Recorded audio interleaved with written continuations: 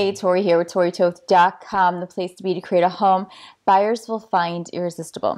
Well, Chinese New Year is this week, so Happy New Year to all of those celebrating, and we welcome the year of the goat. I was actually born in this zodiac sign. Anyway, in the spirit of this occasion, it seems fitting to discuss Feng Shui.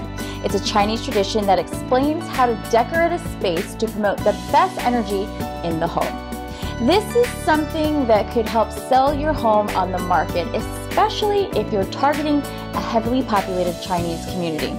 Feng Shui rearranges how qi, or energy, flows through the home. And we want qi to hang out with us for a while, so here are a few things you can do to improve the appeal of your space to create an ideal environment. Once all that old energy is removed from the home, you can begin the Feng Shui process using the bagua, which is the energy map of your home. There is a traditional or a Western one, and here's an example of a Western one. And what I want you to do is lay the map over your home's floor plan to determine which area of your home falls among these 9 squares.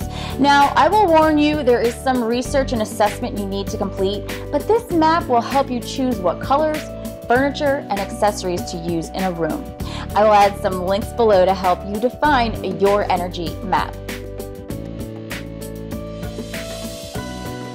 So once you have a plan, it's important to remember some simple tips and tricks you can use to create good Feng Shui in your home.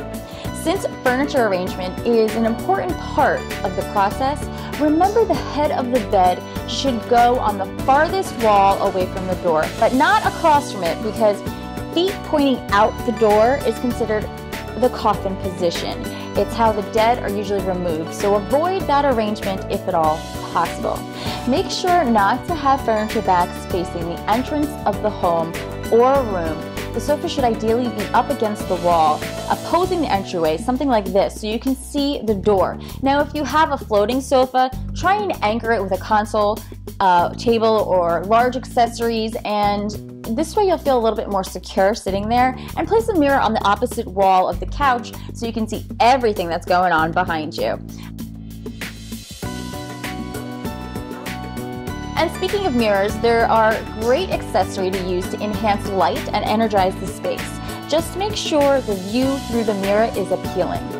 Light is the most important element of Feng Shui, so make sure you use light materials for curtains, even shears, except if you have a large window next to the front door. Your energy can fly right out that window, so you want to either use a heavier drape or discreetly hang a clear crystal in front of the window to redirect qi back inside.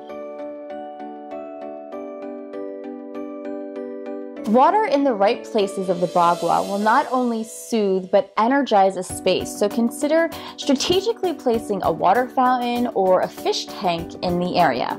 You should avoid having sharp corners in the home that can deplete energy. An example of this is a rectangle coffee table. You don't want any harsh angles pointing at people, so try either a round or an oval one instead.